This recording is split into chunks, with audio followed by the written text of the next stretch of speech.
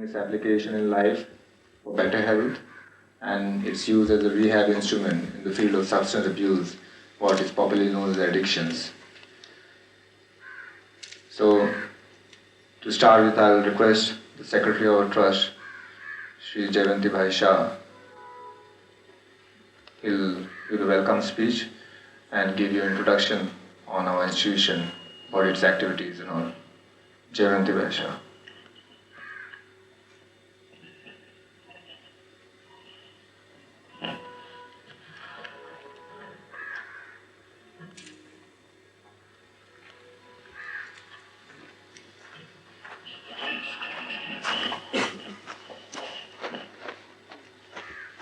Ladies and gentlemen, on behalf of the Board of Trustees of Vipassana Research Institute, its members and other office bearers and directors, the other members of the staff, I have pleasure to extend you a very hearty welcome to this seminar on effect of Vipassana on improvement of health and rehabilitation of the drug addicts. Vipassana Research Institute is an offspring of the Vipassana International Academy, which started teaching Vipassana courses since 1976 at this place and little before in 1970 elsewhere in India. Number of Vipassana students increased from year to year. There were doctors, engineers, professionals, social workers. There were also drug addicts, and everyone got benefited by undergoing and learning this technique of Vipassana meditation.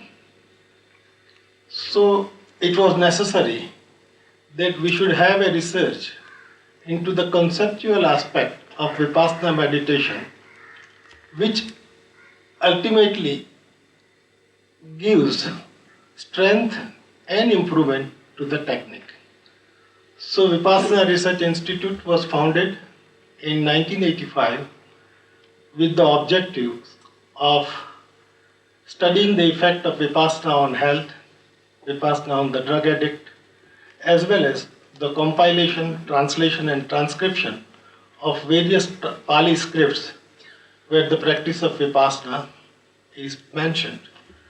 There is also a study of the Vipassana on social health, Vipassana on training programs, and various other things. And one of the objective clause of the trust is also to hold seminars whereby various people from various faculties which lie within the scope of the Vipassana research gather together and exchange views and exchange their own experiences as how Vipassana helps them in furthering their own professional fields. With this objective, this seminar is being held.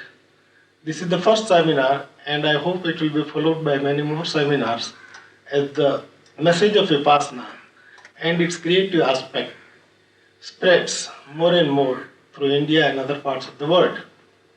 So, only difference between this seminar and other seminar is that here we undergo a 10-day meditative camp to actually experience what Vipassana does to our own consciousness and how we apply the pure consciousness that we obtain through the Vipassana meditation in our own fields in dealing with various problems as most of the social workers, health workers and others do. Hence, I am happy that the purpose of Vipassana Research Institute, one of the purpose of the Vipassana Research Institute is getting fulfilled by holding this seminar, and the concluding session will have a more fresh consciousness of all of you to deliberate and give the benefits of the meditation to our own seminar and also to the various people with whom you deal with in the professional field. Welcome you once again. Thank you very much, and I hope your seminar visit will be very successful and fruitful. Thank you.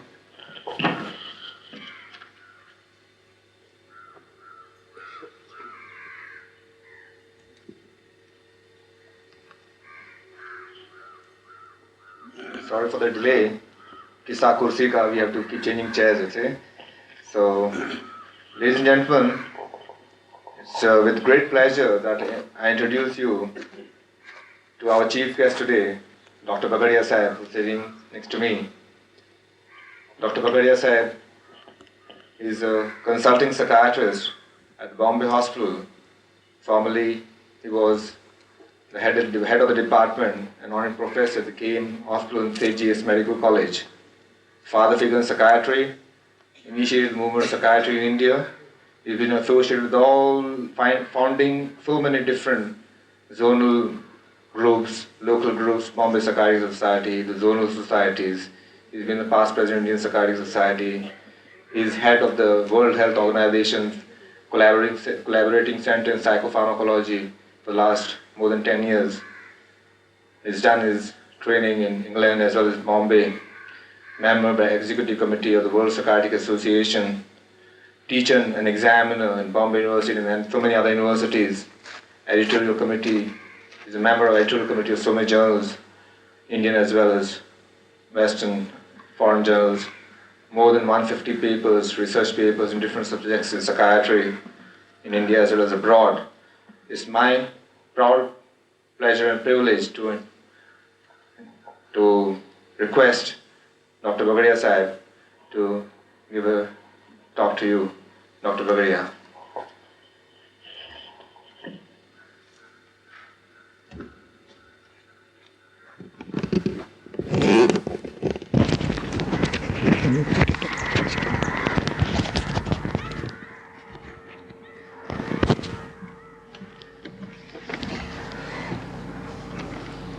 Shri Goenka ji, trustees of this foundation, Dr. Chokhani, and various sadhakas. It's a great pleasure for me to be here this afternoon with you and to associate with all of you in this seminar, about which when I was approached, I was amused that what is it that I have to do with meditation, or what do I know of meditation? When persisted that when I should come,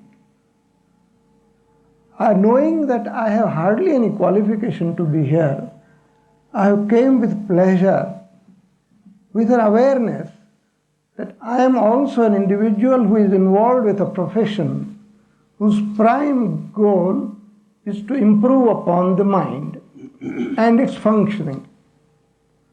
And if anywhere anything is going on to improve upon the mind and its functioning, it should be my concern to participate and share. And that's why I'm here this afternoon, and I'm sure it's going to be a very, very educating afternoon for me. I've heard Goenka ji twice, and I know his views on this Vipassana meditation. He doesn't claim much so far as the treatment aspect of various mental problems is concerned, because it's not the primary goal, according to him, of this meditation technique. He is rightly saying that it is mostly meant for relieving oneself of the various tensions, various conditioning that takes place in the individual's mind from birth onwards, which makes him vulnerable to various unusual feelings and difficulties and problems, and experiencing all sorts of social and psychological difficulties, that he becomes prone to anger or restlessness or depression, not being able to enjoy this life or having a good healthy interaction with the people around. And if that is so, like all other Indian philosophies, ancient philosophies, whether it is Hinduism, whether it's Buddhism or Jainism, the goal is only ultimate nirvana. But human life as it is and as we are in this samsara, we have to have this intermediary stage also to be recognized, respected, understood, and lived in a very, very satisfactory way. Average human being today lives with a very, very narrow marginal safety that is so much charged with tension and ambition and all sorts of hostilities and jealousies and lust, that for him to break down and cease to be enjoying this life is very easy, very common. So that these ancient systems, where we have always been preoccupied with soul and mind, and body was secondary to it, so that these systems, to my mind, have started from the mind and the mental angle and the soul and its purification. In the modern medicine, in contrast to that, we have started on the physical side, where you studied the anatomy and physiology and biochemistry, biophysics, and the body as a whole, and the illnesses that comes to it, and we have been able to work out what we could do for it. Till late, it was only a physical medicine. But as the physicians and the medical man started researching and studying the human body and the functioning of the body, more and more importance had to be given to the mind, which controls the body through the brain, as if brain is the organ of the mind.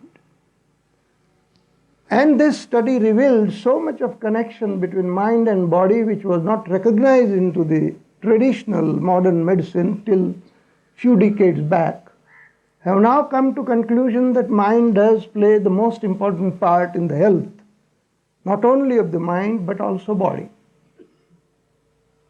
Apart from the education and developing of mind and broadening the consciousness so that the individual can fully exploit the potentiality that he has in his mental state, one of the narrow angle which to my mind is very important in human life is the health, both mental and physical. And between mental and physical, there is a vast area of psychosomatic illnesses. All the physical illnesses that you see and go to the doctor and sort of get all the investigations done, that's very good. But 60% of it is psychosomatic. Whether it is pain, whether it is diarrhea, whether it is vomiting, whether it is headache, backache, whatever it is. But the roots of the problem is into the mind and malfunctioning of the mind, or the vulnerability of the mind to such illnesses. Illnesses come because there is a vulnerability through genetics, that the gene has been slightly affected and making you prone to such illnesses. But as Freud and the analytical school, which came up in the psychiatry and who started studying the mental illness and the mental health, found that it is the mind, when it is full of conflicts and full of complexes and pent-up emotions that have accumulated through the life till today, that plays the major role in all the illnesses and the functioning of the individual, whether with efficiency or without efficiency, whether he enjoys the life, whether he cannot enjoy the life, whether he can establish permanent good relationship with the other human beings around. Naturally, in medicine, we don't have any goal of a nirvana or purification of the soul or mind to the extent that you do not have to do anything in the rest of the time in life. We are here in this world and we want people to enjoy this world and the health and be good citizens or individuals to be useful to themselves and to the people around. And I think Goenkaji also recognizes this. And if I am correct, I have heard that This is a technique which keeps you here and now on this earth. You don't have to go anywhere in the world above. You don't have to go to heaven, or you don't have to think of future or past. Now we started because in the health, particularly mental health, psychology was the principal thing by common sense that if it's some disturbance of mind, we have to study the mind. And that's why our predecessors, Freud and his colleagues and plenty of psychologists and psychiatrists, studied the mind and the mental life and evolved a treatment technique called psychotherapy, by which an individual is helped to understand his unconscious conflicts and complexes and what is at the bottom of the mind, which is pent up and which is creating mischief in his mind and in his body. It was very easy to understand technically that yes, could be, but when it comes to the treatment and undoing that, the technique that was evolved by Freud and his very, very clever and intelligent colleagues, what we call psychoanalysis today, somehow failed to respond and produce results as one would expect. A very, very useful technique to understand the mind and its variations or deviations, psychopathology, Freudian things were very, very useful, and still it is very useful. But when it came to technique, it didn't work out, and we had to look for different techniques, shorter versions of treatment and various things where we can deliver the goods to the patient so that the patient is better in no time or reasonable time and could be rehabilitated successfully into this society.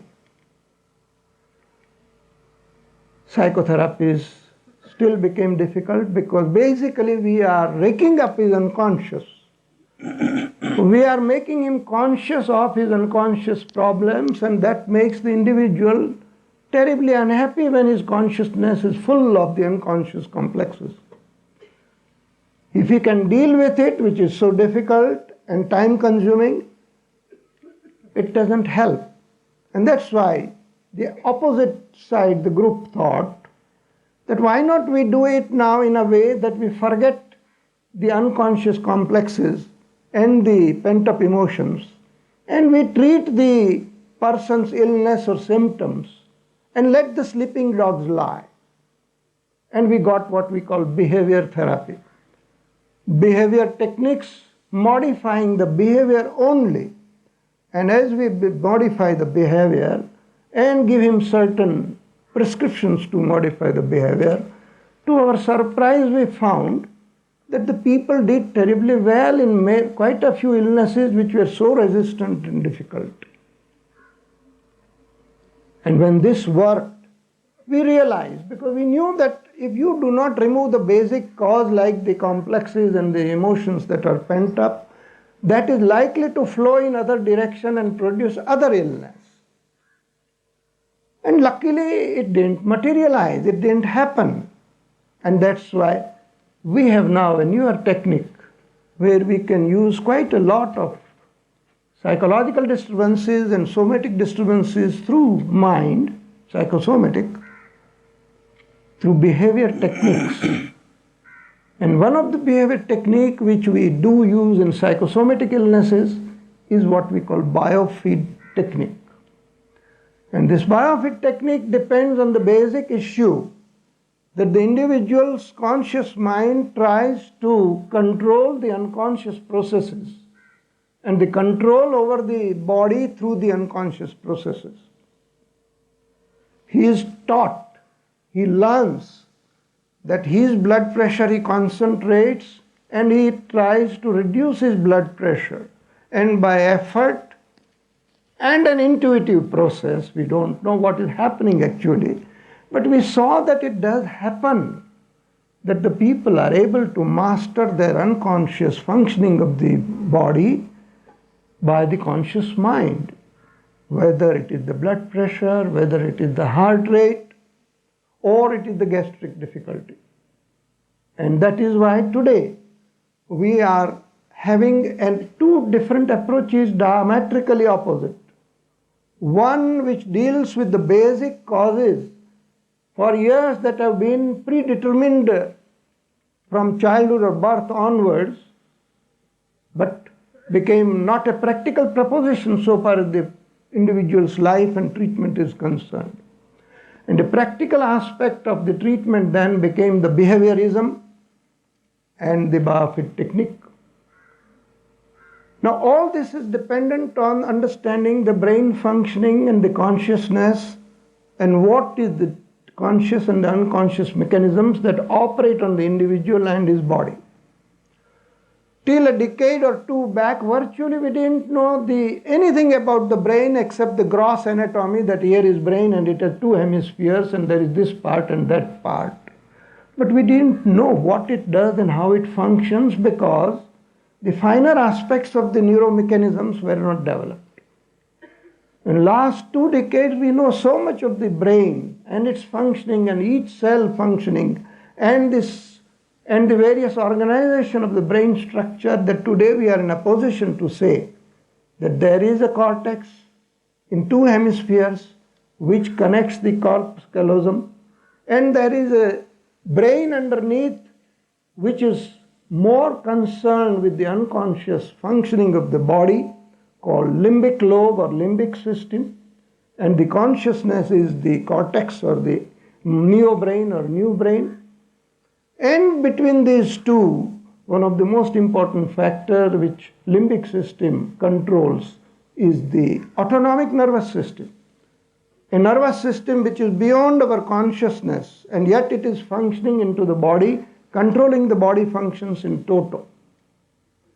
And so it is easy for us to understand now that when we can affect the consciousness in a way that it can help to develop the limbic system in such a way that it can control in a much better way the autonomic nervous system, stabilize it, and it behaves in a way that the functions of all organs are coordinated and very good.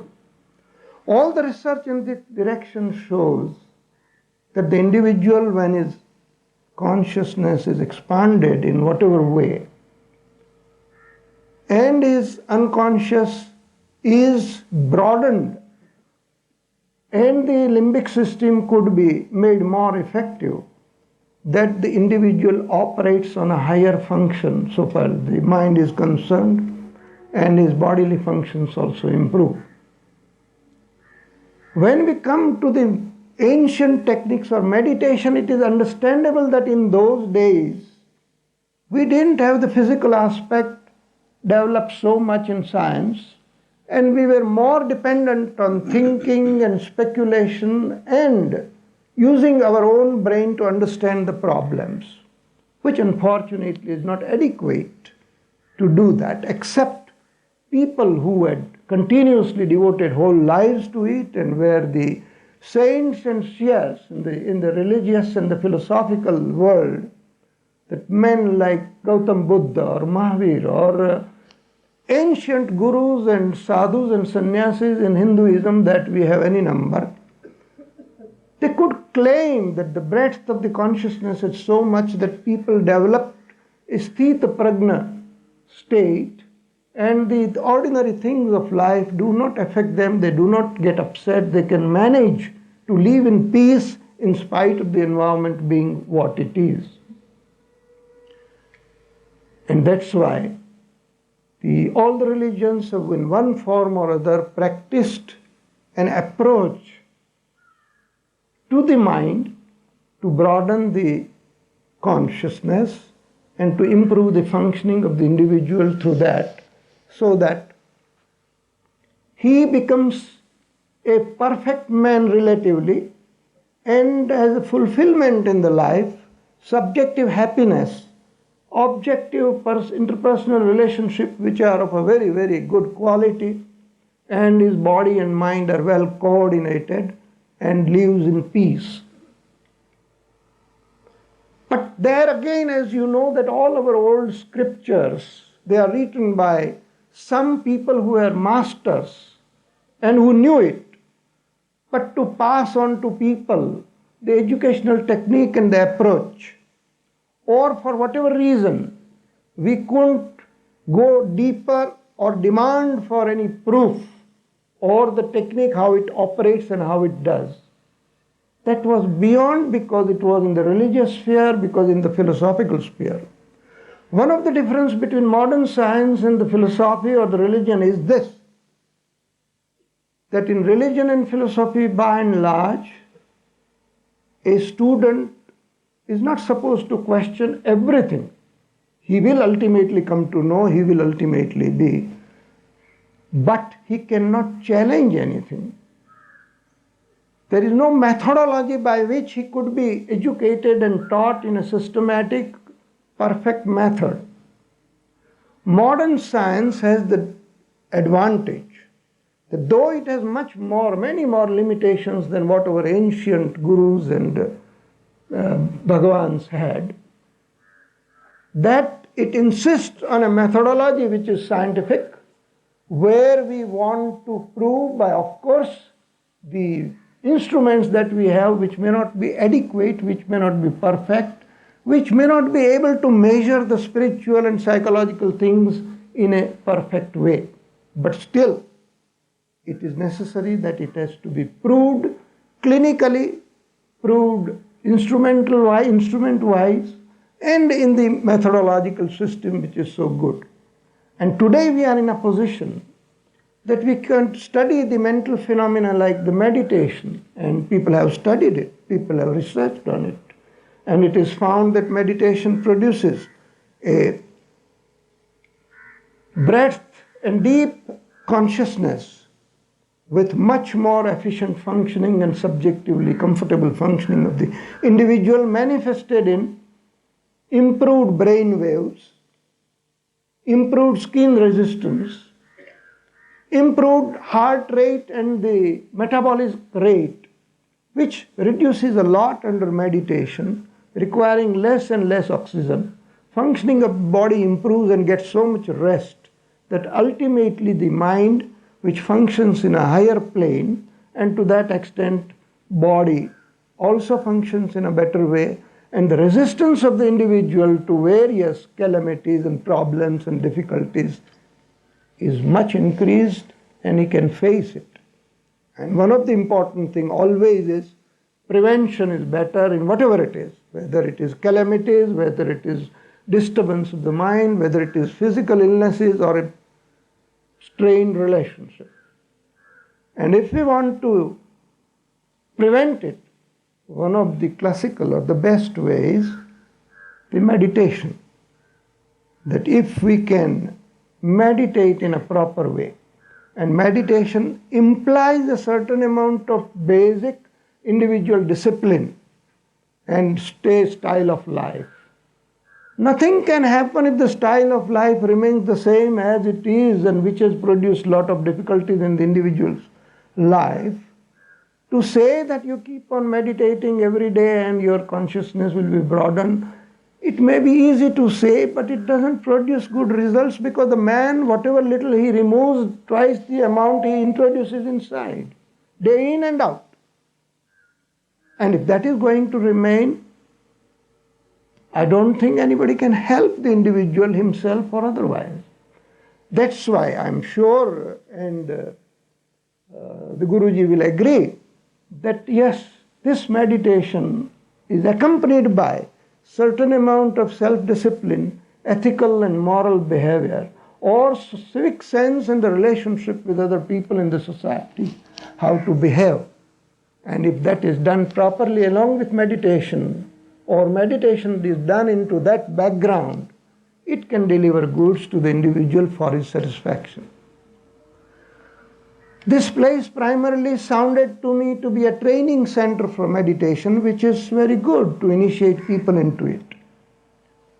It doesn't claim to cure or help in psychosomatic or any of the nervous problems, and that's good to know that, well, we do not think it can immediately, and if it can, it's not our goal.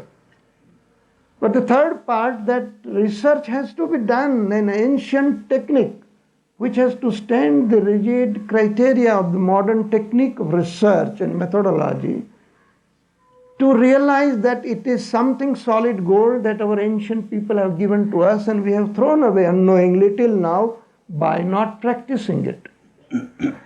Merely because our ancient people or Bhagavans have prescribed and described, I don't think it is wise for a modern man to accept it. Certainly we accept it provisionally, but we put it to test. Certainly we know the limitations of the tests and the instruments that we employ, and so we don't say that unless something is proved in this test or this instrument, I won't believe. No. We clinically also do the research that yes, people, 100 people or 1,000 people who did this course or who did meditation for 100 days or 200 days according to the prescribed terms, and we noted their mental health and physical health and general personality development. And at the end of this is far superior as an individual, much more relaxed, much more comfortable, much more efficient. And that is what is being done here now, and I'm very happy to know that the research section of this institute is going to see to these things, that we do the research regarding the clinical findings about the development of personality, development of educational techniques, development of the individual and broadening the consciousness, also the effect on the health and psychosomatic problems. And particularly today I am told that one of the important areas which people are going to discuss is the addiction to drugs and alcohol. Human being today is so much charged with the problems and difficulties and is so madly rushing through the modern civilization, which is so much materialistic and ambitious, and each individual for himself trying to rise and rise and rise in the material world, with the result that ultimately he has to accumulate any amount of stress, and breakdown is as if waiting for him. And if that is going to happen, then such techniques are so useful. It is so easy when practiced under the teacher who is a proper guide and who is trained, and with a relationship with him between the teacher and taught, one benefits so much that one can achieve quite a lot. And through research, as we sophisticate the technique, if it is necessary, if it is already perfect, we don't have to do anything when it is proved. But if it is not, we have to give various questions. How often we should do it, how long we should do it, how much at a time we should do it. Is it practical that we do it every day 3-4 times, or we do it twice, or we do it once and results are the same? Is it necessary that we must change our pattern of life and the style of life if we want to achieve anything? But if you don't want to change your life and you want to behave the way you have been doing, and you think and you want an outlet for your accumulated sins or accumulated complexes, there are various rituals and patterns in all organized religions where there are outlets provided. That individual can have outlet for whatever he has committed outside. He can undo it by either admitting and asking for pardon before the priest, or doing some Hindu or Jain or Buddha techniques and feeling comfortable that I have done it, but it is cheating oneself. And that's why I think this is a good opportunity for me personally as a therapist to see that one of the technique which has always been an adjunct to all our work, because our goal is primarily helping the individual to improve upon himself and his body. It's a limited goal, and we always want that any treatment that helps the individual in the modern circumstances, we do. By and large, we remain neutral regarding his style of life, but anything grossly wrong, we have to just draw his attention. that if you keep on doing black marketing, keep on lying to everybody, cheating to everybody, doing all abnormal behavior that is ordinarily forbidden or not considered good, you do not expect that you could have a good mental health or good body. And that's why today what here you are going to listen to some of the experts who have themselves undergone the Vipassana meditation, or who have studied the cases and the treatment of them, or who have thought over it and written over it. We are going to benefit quite a lot, but so far as I am concerned, personally, it's going to be a highly educational process. I'm thankful to the organizers for calling me without any qualifications to be here in this seminar. And naturally, I am very, very thankful to Goenkaji personally, because I've heard him twice, and the man with the missionary zeal who is doing so much for the people to help them in every way he can. And we need such people. Only point, often it happens in this country that we form groups and groupism, and then we form rigid groups. And following rigid groups, we belong to cults. And I am told that here is one place where the groupism and cults and religions, etc., is kept out. That you are what you are, your religion, whatever it is, you just do this, and this is likely to help you if you do it according to prescription. Otherwise, it's very easy for you to say that I am a Vipassana man, or somebody will say that I am a TM man, or the other person will say I believe in yogic meditation, and rigidly start fighting that ours is superior, yours is superior, this is better, that is better. It is very important to have a critical but sarva dharma samabhav, or having an open mind to all the philosophies and the kriyas that the people have been practicing and preaching. Doesn't matter, we have a conviction that definitely Vipassana is better for me than the other one. But we don't have to run down any other techniques and form a rigid group that ours is the best and this is, and which I'm happy that in this place continuously it has been emphasized that it's not a religion, it's not to be, you are not to be converted, and you don't have to necessarily believe that this is the only thing in life. And to us psychiatrists, it cannot be the only thing, because at present things as they are, we have to use the physical treatments, we have produced such drugs that given in a proper dosage, proper way, and consumed for a proper time, it does excellent work. If a man abuses even water, he can be ill.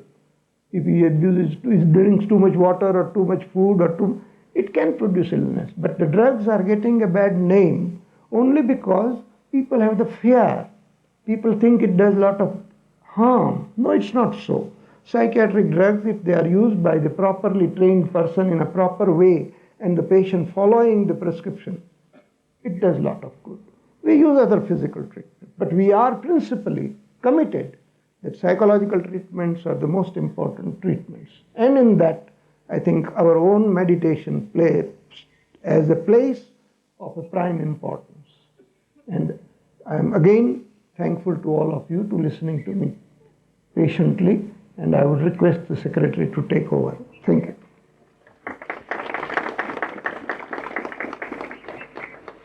Thank you, Dr. Bagadia sir, to be with us this evening and give us such a lucid talk. Now I'll request Reverend Guruji to give us his discourse.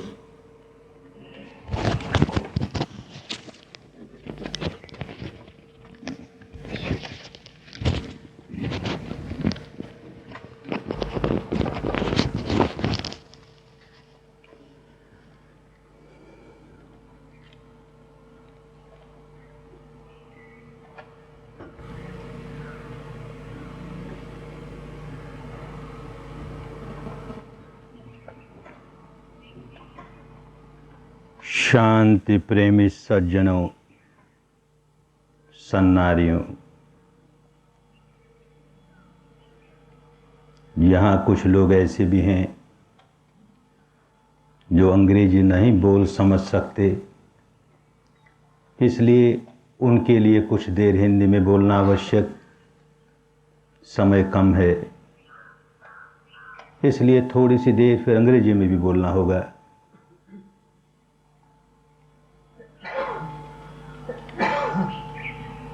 Vipassana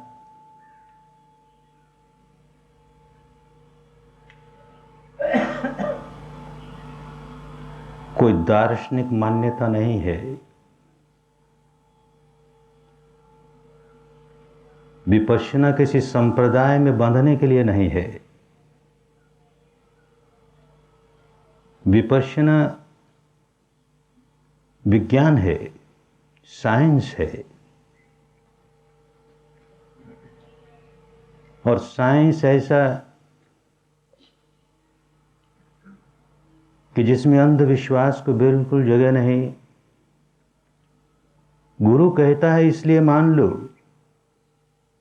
Vipassana में इसके लिए कहीं स्थान नहीं। बुद्ध ने कहा है या महावीर ने कहा है या शास्त्र कहते हैं इसलिए मान लो, विपश्यना में कहीं इसका स्थान नहीं। हमारी परंपरा कहती है इसलिए मान लो, विपश्यना में इसको कहीं स्थान नहीं। संसार के बहुत से लोग मानने लगे हैं इसलिए मान लो, विपश्यना में इसको कहीं स्थान नहीं। स्वयं जानो और ठीक लगे, वैज्ञानिक लगे और सचमुच लाभदायक लगे, कल्याणकारी लगे तो ही मानो, अन्यथा कुछ नहीं मिलेगा, किसी धोखे में पड़ जाओगे। जानो तब मानो। जानने की क्रिया दो प्रकार की होती है। एक तो जानना हम उसको कहते हैं कि जहां हमारी बुद्धि काम करती है, हमारा तर्क काम करता है। ये बात ऐसी है तो जरूर अच्छी ही होगी, ये बात ऐसी नहीं है तो जरूर बुरी ही होगी। यूं तर्कों के आधार पर, बुद्धि के आधार पर हम निर्णय करते हैं क्या अच्छा है, क्या बुरा है, क्या करना चाहिए, क्या नहीं करना चाहिए। लेकिन उससे एक कदम और आगे ले जाती है विपश्यना कि कोई बात बुद्धि के स्तर पर हजार अच्छी लगे, तर्क के स्तर पर हजार मान्य लगे, लेकिन अनुभव करके नहीं देखा तो धोखा हो सकता है। इसलिए सच्चाई को स्वयं अनुभव करके देखो और उतनी ही सच्चाई को स्वीकार करो जो सच्चाई तुम्हारी अपनी अनुभूति पर उतरी है। जो सच्चाई किसी अन्य की अनुभूति पर उतरी, वो उस अन्य के लिए कल्याणकारी हो सकती है, तुम्हारे लिए नहीं। तुम्हें स्वयं सच्चाई को अपनी अनुभूति पर उतार कर उससे लाभ लेना होगा। अपने भीतर 3.5 हाथ की काया के भीतर क्या सच्चाई है, ये सारा शरीर स्कंद, फिजिकल स्ट्रक्चर, ये सारा चित्त स्कंद, मेंटल स्ट्रक्चर क्या है, कैसे काम करता है, एक दूसरे को कैसे प्रभावित करता है, एक दूसरे से कैसे प्रभावित होता है। और ये जो भीतर ही भीतर एक दूसरे को प्रभावित करने वाला क्रम चल रहा है, उसकी जानकारी नहीं होने की वजह से किस प्रकार गांठ गंठीले हुए जा रहे हैं, किस प्रकार तनाव ही तनाव पैदा किए जा रहे हैं, किस प्रकार अपने लिए व्याकुलता का सृजन ही नहीं करते, उसको बढ़ाए जा रहे हैं, उसका संवर्धन किए जा रहे हैं। बुद्धि के स्तर पर हजार समझते हैं, शास्त्रों की बातें बहुत सुनी है, गुरु महाराजों की बातें बहुत सुनी है, ज्ञानियों की, पंडितों की, मुनियों की, पादरियों की, मौलवियों की बहुत बातें सुनी है। क्रोध नहीं करना चाहिए, द्वेष नहीं करना चाहिए, ईर्ष्या नहीं करनी चाहिए, अहंकार नहीं करना चाहिए, बहुत सुना है।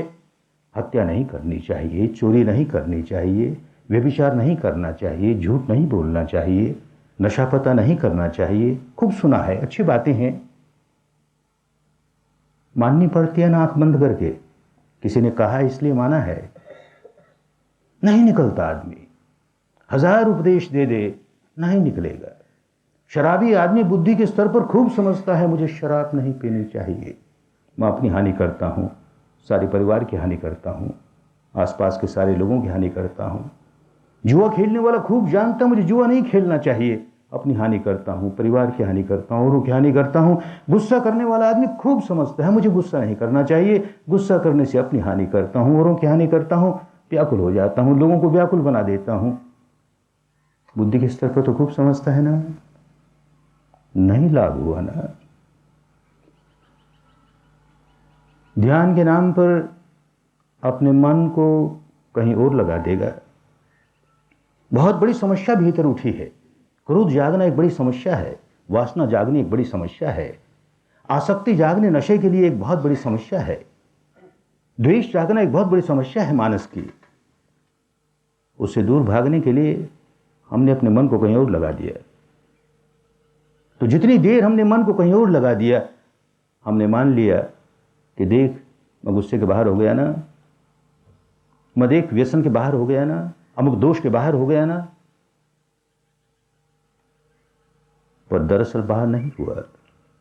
अपने ऊपर ऊपर के मानस के हिस्से को मैंने कहीं और भुलावे में ले गया मैं, लेकिन अंदर का मानस उन ग्रंथियों से भरा पड़ा है, उस स्वभाव से, उस बिहेवियर पैटर्न से भरा पड़ा है, नहीं निकाल पाए उसे। अपने देश में ऐसे वैज्ञानिक हुए। ऋषि शब्द का अर्थ यही होता है जो रित का दर्शन करता है, कुदरत के कानून का दर्शन करता है, विश्व के विधान का दर्शन करता है। एक वैज्ञानिक यही करता है कि कुदरत का कानून क्या है, लॉ ऑफ नेचर क्या है, उसे समझें। उसको जानने के लिए कितना रिसर्च करता है, कितना अनुसंधान करता है। यही अनुसंधान हमारे यहां भारत में हुआ। बाहर के किन्हीं यंत्रों के आधार पर नहीं हुआ, अपनी अनुभूति के आधार पर हुआ। और वो सबसे बड़ा यंत्र है, क्योंकि वो इस अन्वेषण के साथ साथ, इस खोज के साथ साथ हमारे भीतर हमारा सुधार करते चलता है, हमारे भीतर हमारा कल्याण करते चलता है। धर्म बौद्ध नहीं, जैन नहीं, ईसाई नहीं, मुस्लिम नहीं, सिख नहीं, पारसी नहीं, कुदरत के कानून को धर्म कहा जाता था भारत में। स्वभाव, प्रकृति, जैसे कहें अग्नि का धर्म जलना और जलाना, तो उसका स्वभाव है, उसकी प्रकृति है, उसका नेचर है जलना और जलाना। इसमें क्या हिंदू पने की बात, क्या जैन पने की बात, क्या बौद्ध पने की बात, क्या विपश्यना की बात, क्या पातंजल की बात, किसकी क्या बात? तो नियम है, वो प्रकृति है। उस प्रकृति को हम अगर अपनी अनुभूति से समझ लेते हैं, जैसे मानस का भी अपना धर्म, अपना स्वभाव, जैसे ही विकारों से विकृत होगा, अपने भीतर क्रोध जगाएगा कि द्वेष जगाएगा कि दुर्भावना जगाएगा, उस दुर्भावना का, उस द्वेष का, उस क्रोध का एक स्वभाव है, व्याकुल बना देगा, बना ही देगा। हिंदू हो तो बना देगा, बौद्ध हो तो बना देगा, जैन हो तो बना देगा, सिख हो, पारसी हो, भारतीय हो, अमेरिकन हो, कोई फर्क नहीं पड़ता। प्योर साइंस है ना भाई, इसमें संप्रदाय क्या करेगा? हमने उलझा दिया, देश के महापुरुषों ने नहीं उलझाया। उन्होंने अपने भीतर सच्चाई को स्वयं खोज करके देखो। तुम्हें जब क्रोध जागता है तो तुम्हारी क्या अवस्था होती है, उसे देखो। उसे तो भीतर देखना होगा ना, घटना तो बाहर घटी, क्रोध तो भीतर जागा, घटना तो बाहर घटी, व्याकुलता तो भीतर आई ना। तो भीतर क्या होने लगा, इस सच्चाई को जो आदमी देखने लगता है, इसी को पुरानी भाषा में विपश्यना कहा। इसमें संप्रदाय क्या करेगा? इस संप्रदाय का हो चाहे उस संप्रदाय का हो, अपने भीतर जो सच्चाई को देखेगा, वैज्ञानिक तरीके से सच्चाइयां सामने आनी शुरू हो जाएंगी। ये सारा शरीर प्रपंच क्या है, कैसे फंक्शन करता है, ये सारा चित्त प्रपंच क्या है, कैसे फंक्शन करता है, कैसे एक दूसरे के प्रति प्रतिक्रिया करता है, कैसे एक दूसरे से प्रभावित होता है, एक दूसरे को प्रभावित करता है। ये सारी बात समझ लेने के लिए किसी को बौद्ध बनने की जरूरत नहीं, किसी को हिंदू बनने की जरूरत नहीं, किसी को मुसलमान या जैन या ईसाई बनने की जरूरत नहीं, एक वैज्ञानिक बनने की जरूरत है। एक वैज्ञानिक सच्चाई के अनुसंधान करता है तो अपना संप्रदाय नहीं बदलता। ऐसे ही एक व्यक्ति अपने भीतर सच्चाई का अनुसंधान करता है, अपने संप्रदाय नहीं बदलता। बदलने की जरूरत नहीं। अपने भीतर जब देखना शुरू करेगा सारी बात समझ में आ जाएगी। इस सारे शरीर के भीतर जो कुछ है और बाहर विश्व में जो कुछ है, इनका परस्पर क्या संबंध है। बाहर का विश्व हमारे भीतर 6 दरवाजों से ही जाना जा सकता है। ये बात पुस्तकों में 1000 सुनी होगी, पढ़ी होगी, प्रवचनों में सुनी होगी। अब अपनी अनुभूति से जानेगा, अपने भीतर देखना शुरू करेगा। आंख कैसे काम करती है, कान कैसे काम करते हैं, नाक कैसे काम करता है, जीभ कैसे काम करती है, त्वचा कैसे काम करती है, और ये मन ये कैसे काम करता है। ये 6 दरवाजे अनुसंधान करके जानेगा। किताबों की बात नहीं, गुरु महाराज की बात नहीं, अपनी अनुभूति से जानेगा। आंख और बाहर की दुनिया का रूप, आकृति, कान और बाहर के शब्द, नाक और बाहर का गंध, जीभ और बाहर से आया हुआ रस, ये त्वचा और इस पर कोई स्पर्श हुए पदार्थ, और मानस और उस पर जो कोई चिंतन जागे, इस सारे प्रपंच को देखेगा क्या होता है, कैसे होता है। ये शरीर और ये चित्त किस तरह काम करते हैं। आपने यहां जिस व्यक्ति ने ये सारी खोज की, एक व्यक्ति ने नहीं की, उसके पहले न जाने कितने व्यक्तियों ने की, भूलते चले गए। क्योंकि उसे संप्रदाय बना दिया, क्योंकि उसे एक फिलॉसफी बना दी, क्योंकि उसे एक कर्मकांड बना दिया। ऐसा कर लेंगे तो अनेक जन्मों के पाप कट जाएंगे। अरे करना ही भूल गए। करना जानते तो ये मान्यता सिर पर नहीं सवार होती कि इससे हमारे अनेक जन्मों के पाप कट जाएंगे। हमारा इस समय का मानस का स्वभाव पलट जाएगा, ये बिहेवियर पैटर्न पलट जाएगा। और कैसे पलट जाएगा, वैज्ञानिक ढंग से समझते जाएंगे, ऐसे पलट जाएगा। देख ऐसे पलट रहा है ना, पलट रहा है ना, पलट रहा है ना, सारी सच्चाई समझ में आएगी। तो जिस महापुरुष ने इस सच्चाई को इन 2500 वर्ष पहले खोज करके हमारे सामने रखी, वो उस समय महाभिषक कहलाया। बहुत बड़ा वैद्य, वैद्य मानस का वैद्य, शरीर को नहीं भूल गया। वो शरीर और मन दोनों के परस्पर संपर्क को, दोनों की सच्चाइयों को हर आदमी अपनी अनुभूति से जाने। मैंने जाना है इसलिए मैं बता रहा हूं। तुम भी जानो और जान के देखो कि इससे क्या लाभ होता है। तुम किस प्रकार अपने अंतर मन की गहराइयों में जो ग्रंथियां बनाई जा रहे हो, उनसे बाहर कैसे निकल सकते हो। अपने भीतर देखना शुरू करता है, सारी बात समझ में आने लगती है। ये जो एक बहुत बड़ा बैरियर बन गया, जिसे आज के पश्चिम के वैज्ञानिक conscious mind, half conscious, unconscious. Unconscious कुछ नहीं होता, वो भी कॉन्शियस है। कहने को कहते हैं, क्या किया जाए, क्योंकि बैरियर बहुत बड़ा। ये सारी विद्या जिस व्यक्ति ने खोज निकाली और लोगों को सिखाई, पहला काम ये विद्या ये करती है कि कॉन्शियस और अनकॉन्शियस का बैरियर तोड़ती है। अनकॉन्शियस जैसा कुछ रह नहीं पाता। अनकॉन्शियस में जो कुछ हमने इकट्ठे कर रखे हैं, तूफान उखड़ते हैं सारे के सारे, उनका सामना करना सिखाती है। उखड़े और हमें बेचैन बना दें, उखड़े और हमें बड़ा रोगी बना दे, तो उसका उखड़ना हमारे क्या काम आया। उखाड़े और उसे दूर कर दे, वैज्ञानिक ढंग से दूर कर दे। किसी बुद्ध भगवान की कृपा हो गई, किसी महावीर भगवान की कृपा हो गई, गुरु महाराज की कृपा हो गई, तो इस मारे देखो हमारा रोग निकल गया, हमारा क्रोध निकल गया, हमारी वासना निकल गई, हमारा भय निकल गया। निकम्मी बात, इससे बड़ी निकम्मी बात दुनिया में होती नहीं। हम स्वयं देखेंगे किस प्रकार हमारे भीतर की दबाई हुई ग्रंथियां कैसे फूट के बाहर आती हैं, और कैसे हम उसको साक्षी भाव से देखते देखते उसकी परतें उतारते उतारते उसे छुटकारा पा लेते हैं। मानने की बात नहीं, अनुभव से जानने की बात है। क्या होता है, वो व्यक्ति घोषणा करता है कि सारा काम मन से आरंभ होता है। मनोपुभंगमा धम्म, हम जो काम करें मन से आरंभ होगा। शरीर का करें या वाणी का करें, पहले मन में कोई बात जागेगी, अच्छी बुरी जो जागेगी, उसके बाद वो प्रकट होगी, वाणी पर प्रकट होगी, उसके बाद शरीर पर प्रकट होगी। वाणी और शरीर का कर्म हो नहीं सकता जब तक कि मन में पहले न जाग जाए। तो मनोश्रेष्ठ, मन ही श्रेष्ठ है, मन ही प्रमुख है, मन ही प्रधान है।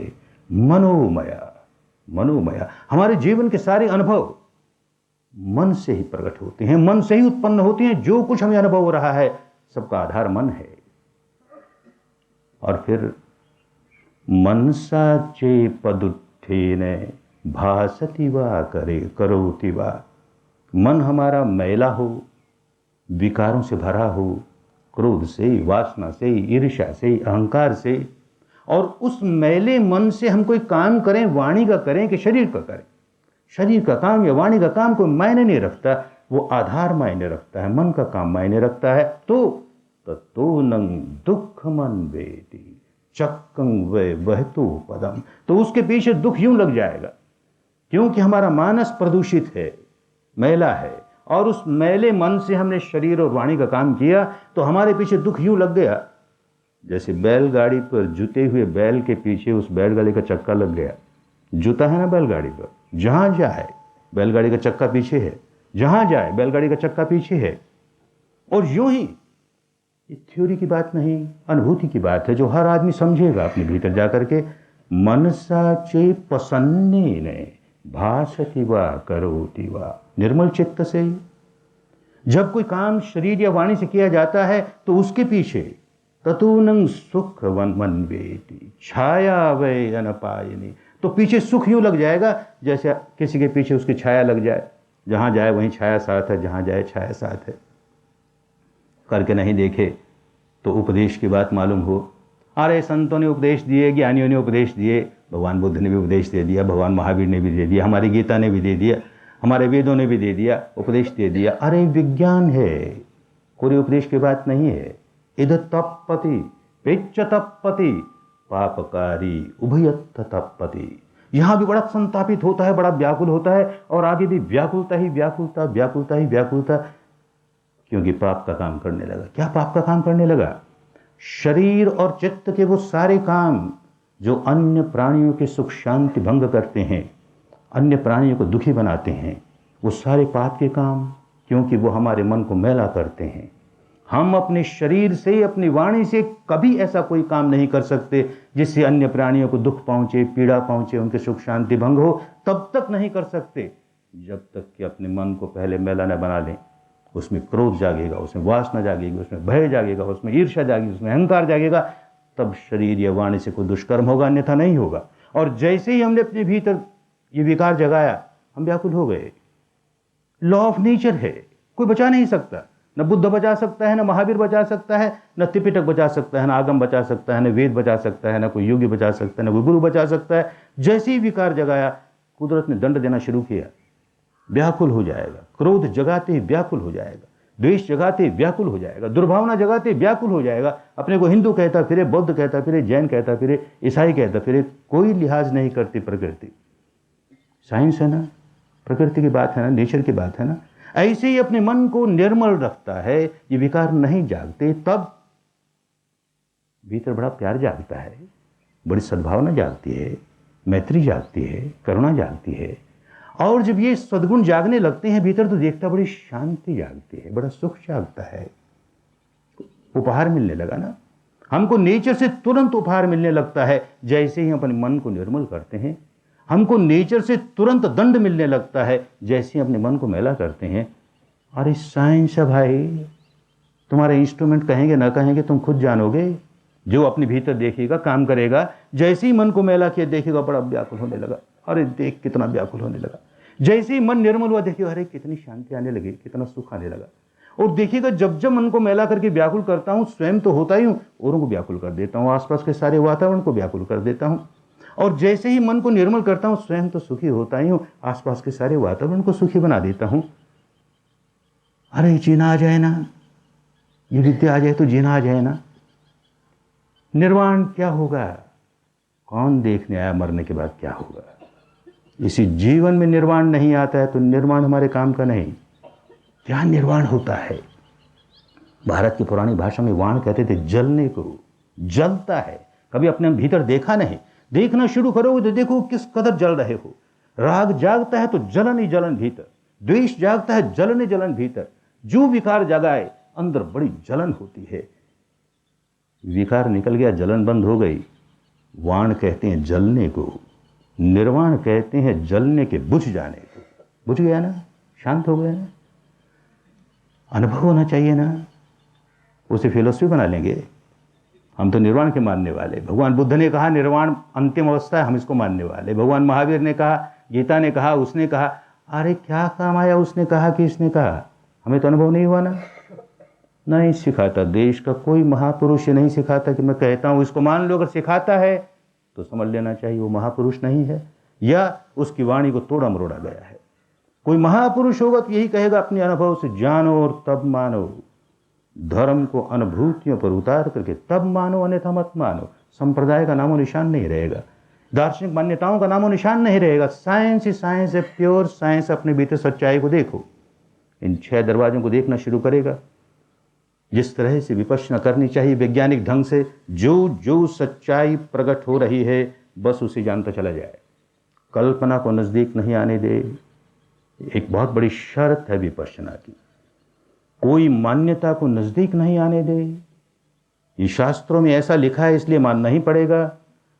कल्पना द्वारा किसी मान्यता को नजदीक नहीं आने दे। अनुभूति पर जो सच्चाई प्रकट हो रही है और अनुभूति पर जो सच्चाई इस क्षण प्रकट हो रही है, पहले हुई थी उससे कोई लेन देन नहीं, आगे क्या होगी उसको कोई कामना नहीं। इस क्षण क्या सच्चाई प्रकट हो रही है, ऐसे एक वैज्ञानिक की तरह टुकड़े कर करके देखते जाएंगे, बहुत जल्दी इस अवस्था पर पहुंच जाएंगे कि यह शरीर जो इतना ठोस नजर आता है, हमें लगता है कितना ठोस मेरा शरीर है, ये भी एक सच्चाई है, एपरेंट ट्रुथ है। सारा शरीर बड़ा ठोस है, लेकिन भीतर देखते देखते उस अवस्था पर पहुंचोगे कि जहां देखोगे तरंगे ही तरंगे हैं। सारा का सारा शरीर केवल सब एटॉमिक पार्टिकल्स हैं और कुछ नहीं है। इन सब एटॉमिक पार्टिकल्स के लिए उन दिनों एक शब्द इस्तेमाल किया, कलाप है। टाइनीस्ट सब एटॉमिक पार्टिकल को कलाप कहा। नन्हे से नन्ना मटीरियल, नन्हे से नन्ना यूनिट, उसे कलाप कहा। इतना नन्ना कि एक सुई की नोक पर करोड़ों की संख्या में आ जाए।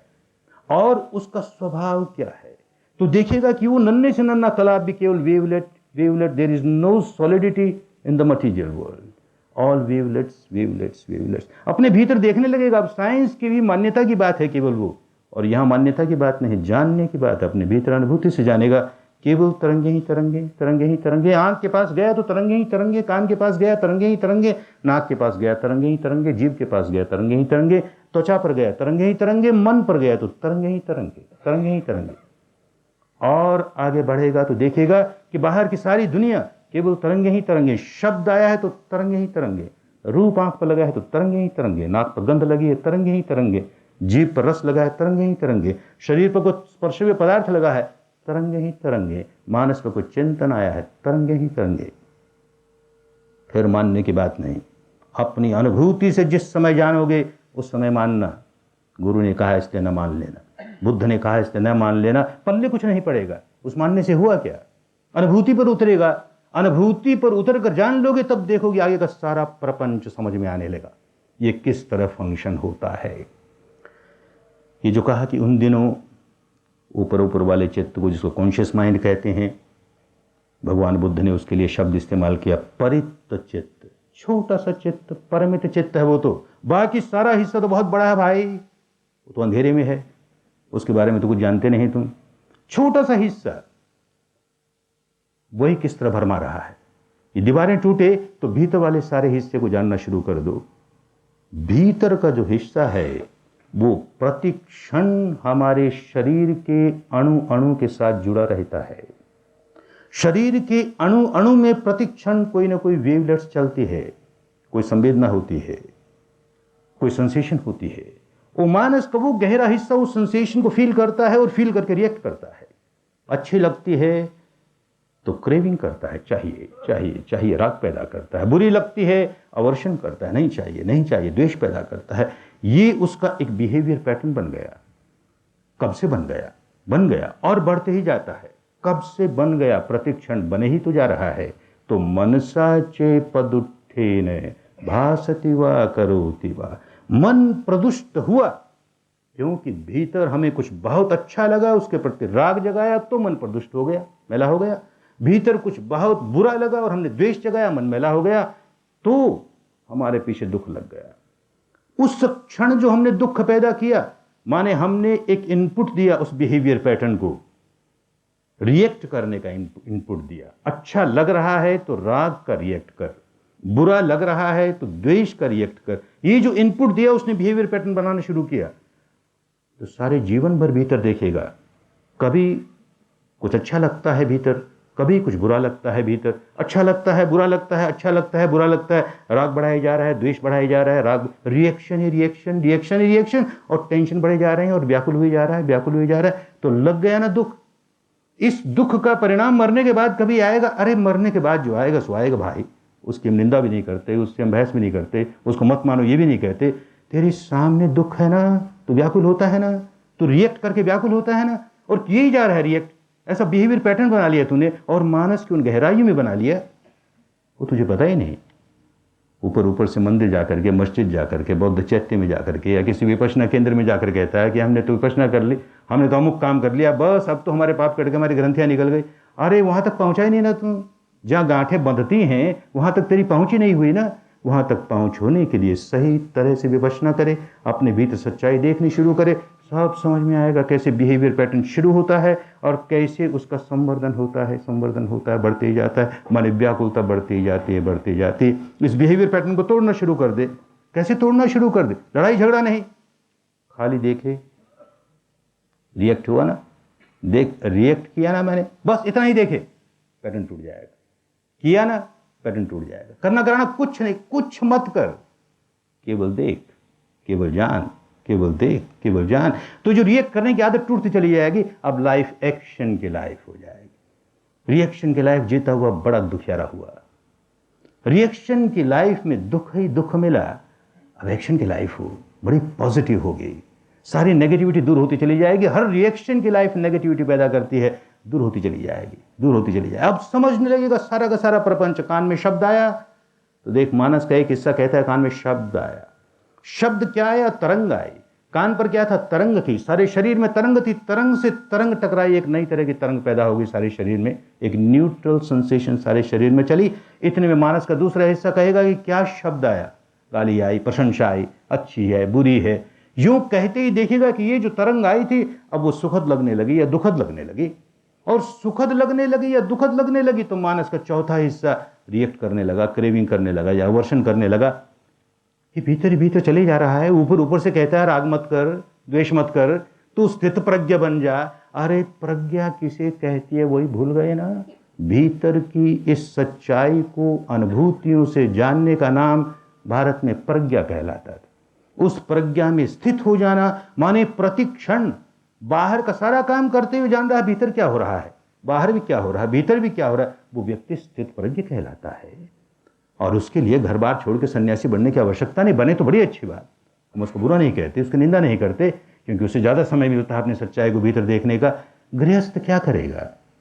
वो नहीं धर्म पालन करे, वो नहीं एक वैज्ञानिक की तरह अपने भीतर सच्चाई को देखे। उसको देखने के लिए एक विद्या होनी चाहिए। ये विद्या सबके लिए, गृहस्थ हो चाहे न गृहस्थ हो चाहे सन्यासी हो, कोई फर्क नहीं पड़ता, अपने भीतर सच्चाई को देखने लगेगा किस तरह फंक्शन होता है माइंड और मैटर। कैसे एक साधारण बॉडी पर वेवलेट चल रही थी, और जैसे ही हमारे माइंड ने कह दिया कि ये वाणी तो अरे बहुत बुरी, ये रूप तो अरे बहुत बुरा, ये गंध तो अरे बहुत बुरी, ये रस तो अरे बहुत बुरा, ये स्पर्श तो बहुत बुरा, ये चिंतन तो बहुत बुरा, वैसे देखेंगे यही सेंसेशन जो बॉडी में न्यूट्रल चल रही थी एकदम दुखद हो गई, बड़ी दुखद हो गई।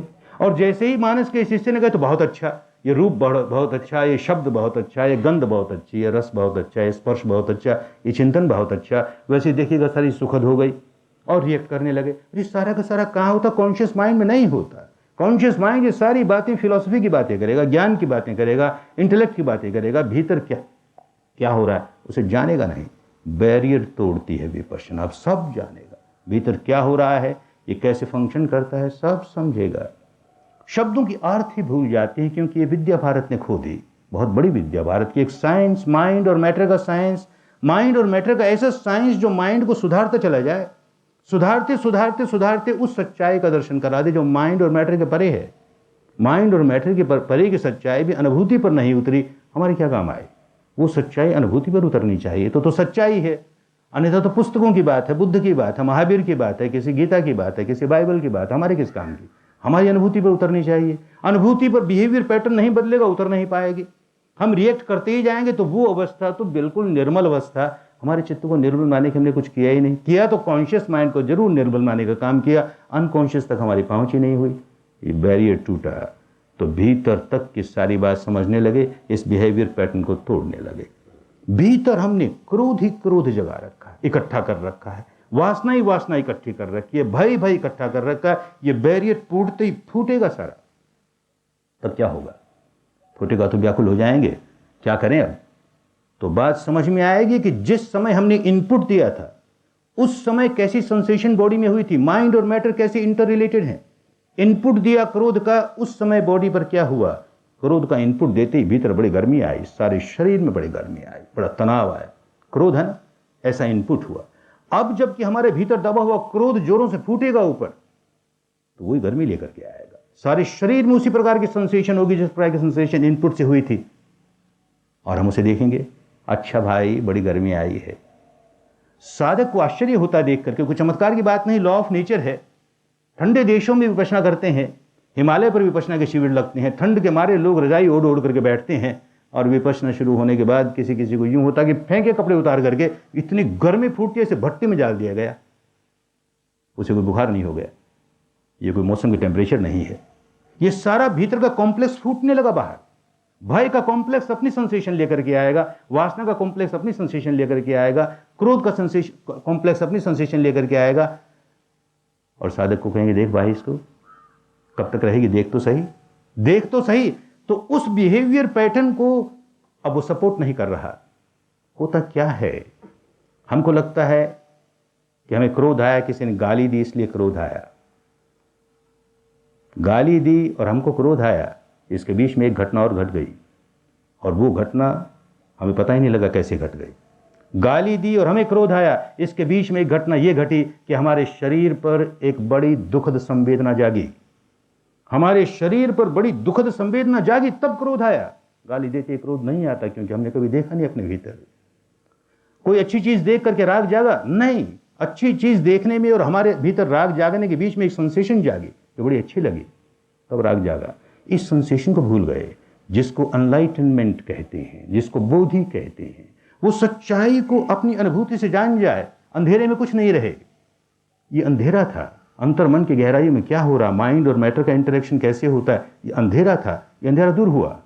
हर आदमी अपने भीतर अंधेरा दूर कर ले, बात समझ में आ जाए। नहीं काम करते तो शब्दों का अर्थ ही नहीं समझ में आता। एक शब्द बहुत पुराना चलता है, आश्रव और निराश्रव। श्रव कहते हैं बहने को, जैसे फोड़े में नासूर में से पीप बहती ही जाए, बहती ही जाए, बहुत दुखियारा, पीप बहती ही है, बहती ही है। ऐसे ही कुछ बह रहा है और बड़ा व्याकुल होता है। आश्रव बहे जा रहा है कुछ, वो बड़ा व्याकुल होता है। वो बहाव बंद हो गया, व्याकुलता दूर हो गई, कहते हैं मुक्त हो गया। निराश्रव है तो मुक्त हो गया, अनाश्रव है तो स्थित प्रज्ञ हो गया। स्थित प्रज्ञ आश्रव रहेगा तो स्थित प्रज्ञ नहीं होगा, अनासक्त नहीं होगा, जीवन मुक्त नहीं होगा। क्या आश्रव है? अब पश्चिम के वैज्ञानिक शिविरों में बैठने लगे, बड़े बड़े साइकियाट्रिस्ट बैठने लगे और साइंटिस्ट बैठने लगे, तो ये बात भारत का पुराने विज्ञान की बात उनकी समझ में आने लगी। क्या आश्रव होता है? बाहर से एक बात किसी ने हमें गाली दी, हमें क्रोध आया, हमने भीतर देखा नहीं तो हमें क्रोध आया, हमें लगा उस गाली की वजह से क्रोध आया। भीतर एक आश्रव शुरू हुआ, एक केमिकल बायोकेमिकल रिएक्शन शुरू हुआ भीतर, एक रासायनिक प्रवाह हमारे भीतर चलने लगा, अपने आप जागने लगा भीतर। क्योंकि बात अच्छी नहीं लगी, इसलिए इस तरह का एक रसायन हमारे भीतर चलने लगा। उसकी वजह से हमको क्रोध आया। अब क्रोध आया तो वो आश्रव और अधिक तेज हुआ, वो बायोकेमिकल रिएक्शन और तेज हुआ। वो और तेज हुआ तो क्रोध और आया, क्योंकि वो बायोकेमिकल रिएक्शन हमको क्रोध जगाता है हमारे भीतर। क्रोध से वो उत्पन्न होता है और उससे क्रोध जागता है, दोनों एक दूसरे को सपोर्ट करते हैं। क्रोध जागा या बायोकेमिकल रिएक्शन जागा, या बायोकेमिकल रिएक्शन जागा क्रोध जागा, क्रोध जागा या बायोकेमिकल रिएक्शन जागा, और ये विशेष सर्कल चल पड़ा। घंटों क्रोध में कुलबलाते हैं, जलते हैं। जिस आदमी ने गाली दी वो तो गाली देकर चला भी गया, जिसने हमारा अपमान किया तो अपमान करके चला भी गया, और हमने अपनी क्या हालत बना ली। घंटों कभी दिनों उसी में जले जा रहे हैं, कभी भीतर देखा नहीं ना ये सारे पैटर्न को तोड़ने का तरीका, कि उस सारे केमिकल रिएक्शन को देखे। जैसे ही क्रोध जाग रहा है भीतर, तो अंदर सेंसेशन क्या हो रही है भाई, माइंड और मैटर का क्या कनेक्शन है, देखने लगा उसे, देखते देखते देखते देखता चंद मिनटों में ही समाप्त हो गया। तो दबाया नहीं, उसका सप्रेशन नहीं किया, उसको खुली छूट नहीं दी, उसका एक्सप्रेशन भी नहीं किया कि शरीर और वाणी पर जो करना है सो कर जा, दबा मत इसे। दबाना एक अति है जो बड़ी हानिकारक है, उसे खुली छूट देना दूसरी अति है जो उतनी हानिकारक है। इन दोनों के बीच का रास्ता हमारे देश के महापुरुषों ने निकाला। उसे देख भाई, कुछ न कर, बस केवल देख। तुझे क्रोध आ रहा है ना, इसको देख, क्रोध आ रहा है, बस किस बात पर आ रहा है उससे लेन देन नहीं। अब्स्ट्रैक्ट क्रोध एज क्रोध, क्रोध आ रहा है और शरीर पर क्या हो रहा है उसे देख। क्या ये ध्रुव है, क्या ये शाश्वत है, मानने की बात नहीं। अब देख रहा है उसमें उत्पाद होता है, व्यय होता है, तरंगे ही तरंगे हैं, उत्पन्न होता है, नष्ट होता है, उत्पन्न होता है, नष्ट होता है, देखते देखते समाप्त हो गया। समाप्त हो गया तो हमने अंतर मन की गहराइयों में ग्रंथियां नहीं बनने दी, हमने उसे छुटकारा पा लिया। इसमें हिंदूपना क्या करेगा, इसमें बौद्धपना क्या करेगा, इसमें जैनपना क्या करेगा, इसमें ईसाईपना क्या करेगा, इसमें ये फिलॉसफी क्या करेगी, वो फिलॉसफी क्या करेगी। कोई आत्मा को मानता है, मानता रहे, न मानता न मानता रहे। कोई ईश्वर को मानता है, मानता रहे, न मानता है न मानता रहे, क्या फर्क पड़ गया। कोई ईश्वर और आत्मा को एक ही मानता है, कोई अलग अलग मानता है। अरे तू चाहे जैसे मानना, ये तो सच्चाई है ना। तो जैसे मन को विकारों से विकृत करेगा, तेरे भीतर एक तरह का जीव रासायनिक पदार्थ बहना शुरू हो जाएगा, श्राव चलेगा, उसकी वजह से तो व्याकुल होगा और उसी को तो साक्षी भाव से देखना शुरू कर देगा, तो उसके बाहर निकल आएगा और सारी बातें फजूल हैं, धोखे की है ना, कहीं उलझाने वाली है ना। बाकी में कोई साइंस नहीं है, कोई विज्ञान नहीं है, ये तो शरीर और चित्त का विज्ञान है। बिहेवियर पैटर्न टूटना शुरू हुआ, तोड़ने का काम करना चाहिए ना, पूरी बात करने से नहीं होता। इसीलिए हमारे यहाँ ज्ञान के दो बात कही गई, एक पर्याप्ति और दूसरा प्रतिपादित। पर्याप्ति माने कम से कम बुद्धि के स्तर पर बात समझे तो सही। किसी ने कह दिया आओ हमारी विपश्यना में, देखो तुम्हारे सारे विकार निकल जाएंगे, तुम बड़े सुखी हो जाओगे, ये जीवन भी बड़ा अच्छा जियोगे और आगे के लिए भी तुम्हारा कल्याण हो जाएगा। ये तो ये कहता है ना, हर दुकानदार अपने माल को बड़ा अच्छा बताता है, कौन जाने इसमें क्या सच्चाई है। तो पहले बुद्धि के स्तर पर समझें तो सही आदमी क्या कहता है। तो पर्याप्त बुद्धि के स्तर पर इतना पर्याप्त ज्ञान तो हो जाए कि जिससे हमारे भीतर प्रेरणा जागे कि भाई करके देखें। तो वो पर्याप्ति वाला ज्ञान जो हमने केवल बुद्धि के स्तर पर समझा। और अब प्रतिपादित ज्ञान, अब एक एक कदम प्रतिपद प्रतिपद, एक एक कदम उस रास्ते पर चल करके अनुभव करके देखें। जो सचमुच लाभ होगा वो प्रतिपादित ज्ञान से होगा। स्वयं अपने अनुभव पर सच्चाई उतरेगी तो देखेंगे कैसे दूर होते चले गए, कैसे हम विकारों से दूर होते चले गए। आसक्ति की बात आती है ना, एडिक्शन की बात आती है। हम कहते हैं कि भाई काहे का एडिक्शन, इसको अल्कोहल का एडिक्शन हो गया, इसको ड्रग का एडिक्शन हो गया, काहे का एडिक्शन हो गया। अंदर देखिएगा तो पता लगेगा सेंसेशन का एडिक्शन हो गया। अल्कोहल लेने से कैसी सेंसेशन होती है, अंतर मन के गहराइयों में उस सेंसेशन के प्रति एक चिपका हो गया। वैसी सेंसेशन आनी ही चाहिए, वैसी सेंसेशन फिर चाहिए, वैसी फिर चाहिए, फिर चाहिए, इतना गहरा चिपकाव हो गया। उसी सेंसेशन को देखना शुरू कर देगा। अरे निकल गया ना, आसानी से निकल गया ना। ड्रग की सेंसेशन की, अल्कोहल की सेंसेशन की क्या बात करें, सारी सेंसेशनों के प्रति गहरी आसक्ति हो गई भीतर। क्रोध के प्रति कम एडिक्शन है हमें, जानता आदमी क्रोध बुरा है फिर भी क्रोध करता है ना।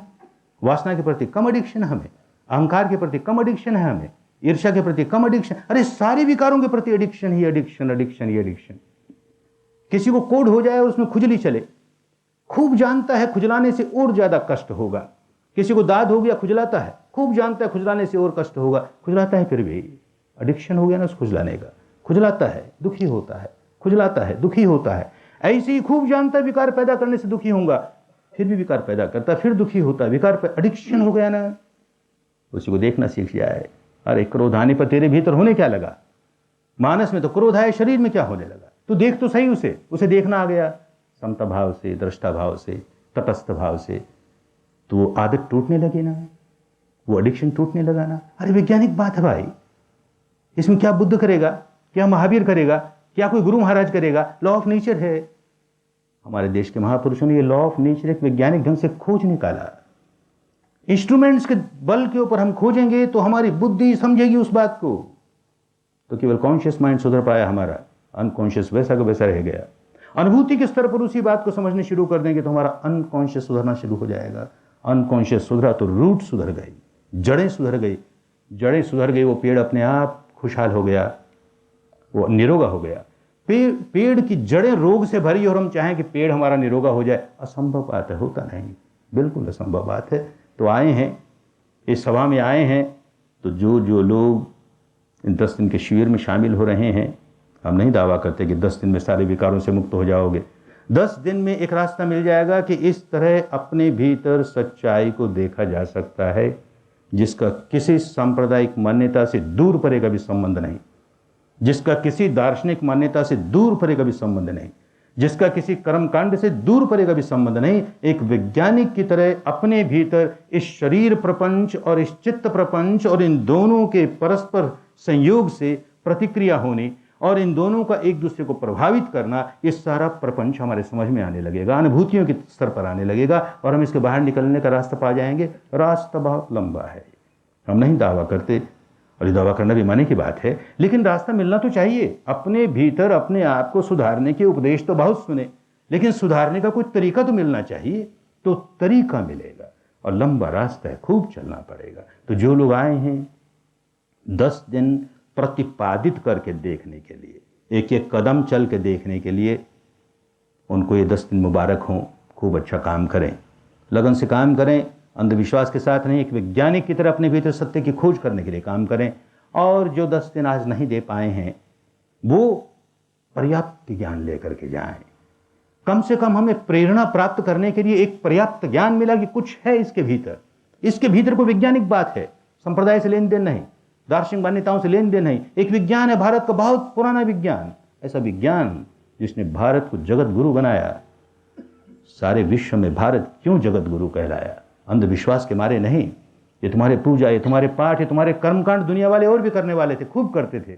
भारत ने विज्ञान सिखाया, अपने भीतर सच्चाई को देख, किस तरह ये चित्त और ये शरीर कैसे काम करता है, कैसे दुख जागता है, कैसे उसका संवर्धन होता है और कैसे ये मिटाया जा सकता है। ये सारी विद्या खोज निकाली, लोगों को बांटी, तो विश्वगुरु हुआ। तो भारत की इतनी पुरानी विद्या दुर्भाग्य से भारत से लुप्त हो गई, केवल बातें रह गई। फिर आई है भारत में, प्रयोग करके देखें तो इतनी पर्याप्त प्रेरणा प्राप्त हो। जो लोग 10 दिन के शिविर में नहीं बैठ रहे हैं, कम से कम ये पर्याप्त प्रेरणा लेकर के जाएं और समय निकालें। कभी 10 दिन केवल अजमा के देखने के लिए समय निकालें, अंधविश्वास से नहीं आए कोई। अजमा के देखें भाई, आखिर अपनी भारत की एक विद्या है, कुछ क्लेम करती है, करके तो देखें, हम भी करके देखें क्या है कैसा है। बस तो इस सभा का आयोजन सफल हुआ। Those who have come to this gathering, they have not come to convert themselves from organized religion, this organized religion, to that organized religion.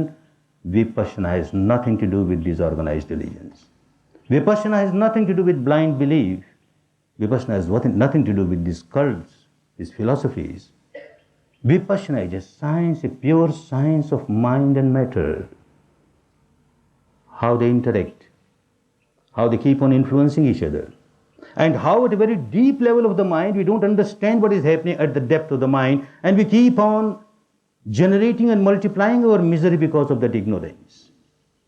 That ignorance cannot be removed by these discourses, cannot be removed by reading scriptures. That ignorance can be removed only by your own experience of the truth within yourself. Experience of the truth pertaining to this material structure, experience of the truth pertaining to this mental structure, how they both interact. This is what Vipassana does. When we continue to call oneself a Buddhist or a Hindu or a Muslim or a Jain or a Sikh or a Parsi or an Indian or a Burmese or an American or a Russian, makes no difference. Law is law. In the ancient language of India, dharma meant law, nature, truth, the law of nature, how things are happening.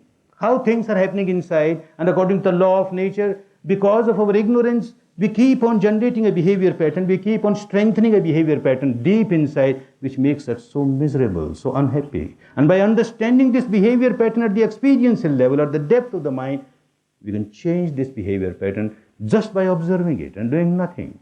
If you try to change it, you started doing something and there is another reaction which will create more problem for you. This technique will teach you how to observe, just observe. And as you go deep inside, you start understanding how the function of the mind, the body, the entire material structure which looks so solid is actually at the ultimate truth. It is nothing but mass of subatomic particles arising, passing, continuously wavelets with great rapidity, and you start experiencing it. The entire structure is nothing but wavelets. And your contact with the outside world is only with these 6 sense doors, the eyes, the ears, the nose, the tongue, the body, and the mind. There is no 7th door for you to contact the outside world. And with these 6 sense doors, by this practice, you will understand that the entire universe which comes in contact at these sense doors is nothing but vibration coming in contact with vibration. Every time a vibration from outside comes in contact at any sense door, creates another vibration, a neutral vibration, and immediately a part of the mind starts giving valuation to it, starts recognizing it. A word has come. What word? A word of abuse or a word of praise, and it is good, it is bad, and the sensation changes into pleasant or unpleasant, and then you start reacting to this sensation, pleasant with craving, unpleasant with aversion. This is a deep behavior pattern of your mind at the deepest level. And this behavior pattern you keep on multiplying every moment, because you don't know there's a big barrier between your conscious mind and the so-called half-conscious or unconscious mind. This technique will break that barrier. Very soon you will reach the stage where there is no barrier between the conscious and the unconscious. The entire mind is fully conscious for you, super conscious. You understand the entire function of the mind, how it is working, the entire function of the body, how it is working, and the interaction between the two, and how these complexes, because of the reactions, blind reactions, they generate and they get multiplied, multiplying your own misery. It becomes so clear. And you will start coming out of it by observing where the contact has started and where you started reacting to it. Something unpleasant outside has happened. It looks that you are reacting to that something unpleasant, but actually you are reacting to a pleasant sensation inside. If you are reacting to something unpleasant, there is unpleasant sensation inside to which you are reacting. After all, what is pleasure? You call pleasure. At mental level, you say it's pleasure. It is nothing but a pleasant sensation on your body.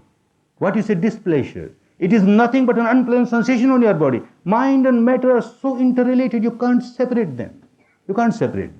They are so interrelated and they keep on influencing each other so much unless you understand the entire phenomena of mind and matter, how they are working, how the interaction is going on. You can't come out of your misery at the deepest level. And this technique takes you to the deepest level where everything starts with this reaction of craving, aversion, and all the other defilements, the negativities are products of this craving, aversion. This becomes so clear at the experiential level. You come to this meeting, quite a large number of you have come to take a course of 10 days. And it is good because without yourself understanding the truth at the experiential level, you can't come out of your misery. All other sermons will only work at the surface level of your mind.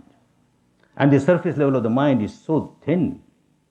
And the major part of the mind does not listen to intellect, does not listen to these sermons. It is a slave of its own behavior pattern. It's a prisoner of its own behavior pattern. That can be broken only when you start observing the truth at the deepest level of your mind within yourself. So quite a few of you who come to experience it yourself, they are welcome. Not that in 10 days they will come out of all their miseries, but in 10 days you will get an art, a technique by which you can start observing the truth at the deepest level, how the defilements and the resultant misery, how it starts, how it multiplies, and how it can be stopped and it can be eradicated just by observing at the sensation level. Whatever is happening in the mind, you just observe. An impurity has come in the mind, anger or hatred or ill will or passion or fear or ego or anything. And then what sensation I have on the body? And you are just observing it. And with the observation, you find that it is not permanent. It arises, passes. Oh, it is impermanent. It is a changing phenomenon. And by this observing, you find, yes, it got eradicated. You suppressed it. Suppression is one extreme.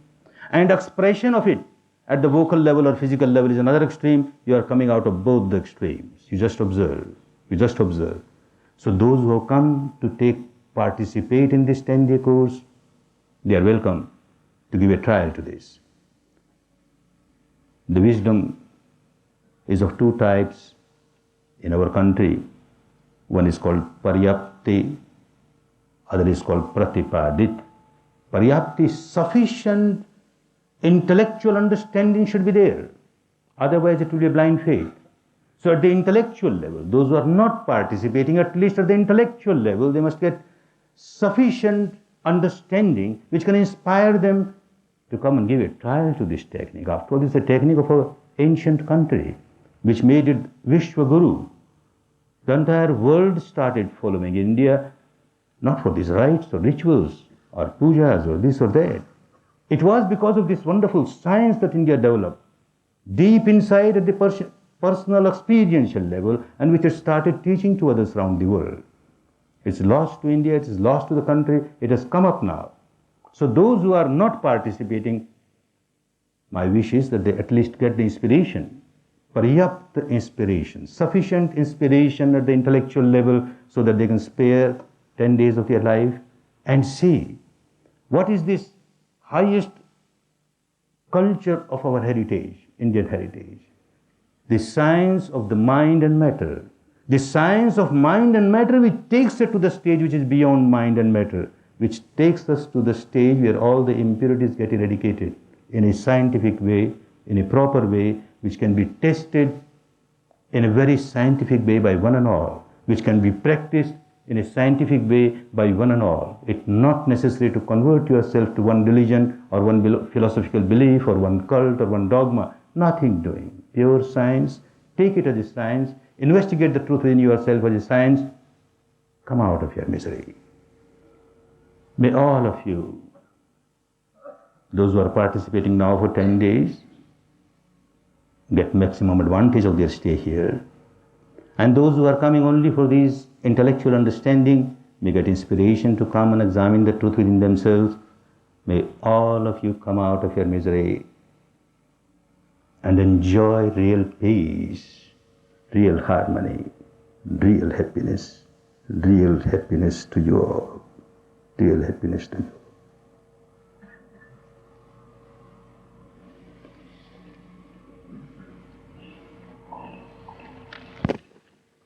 Now we'll break for tea. Everybody will remain seated. Guruji and Mataji will leave, and subsequently we can leave as well. Since we are running short of time, we started late. We apologize for that. The organization arrangements, some delay. So I'll request to make the tea very short. Spend little time on tea. It's 6:05 by my watch. 20 minutes. 6:25, we'll be here. 6:30 sharp, we'll start with the papers. We may break for tea now. We may. Guruji is busy talking. We may leave now. Thank you. चाय पान के जा सकते हैं आप.